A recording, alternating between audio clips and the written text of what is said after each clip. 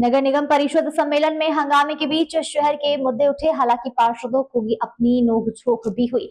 सम्मेलन की शुरुआत सुबह से दिवंगत लोगों को श्रद्धांजलि देने के बाद सदन की कार्यवाही 5 मिनट के लिए स्थगित कर दी गई। कांग्रेस पार्षदों ने मुद्दे पर चर्चा नहीं करने का आरोप लगाते हुए सदन से वॉकआउट कर दिया है। कांग्रेसी पार्षद परिषद हाल में बाहर धरने पर बैठकर नारेबाजी करते हुए नजर आए।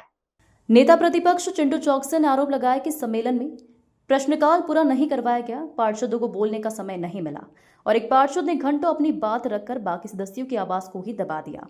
कांग्रेस पार्षदों का कहना है कि जब एजेंडे में महत्वपूर्ण विषयों पर चर्चा की बारी आई तब भाजपा पार्षदों ने जानबूझकर ध्यान भटकाया। 34वें से लेकर 42वें बिंदु तक एजेंडा ऐसा ही पास करवा लिया गया। चिंटू चौकसी ने कहा कि महापौर से बात हुई थी कि भ्रष्टाचार, ट्रैफिक, गड्ढों और नगर निगम की आर्थिक बदहाली पर चर्चा होगी, लेकिन जब इन मुद्दों पर जवाब देने की बारी आई तो सत्ता पक्ष अपनी राजनीति से बहस को भटकाकर विपक्ष को उकसाया और वॉकआउट के लिए मजबूर किया।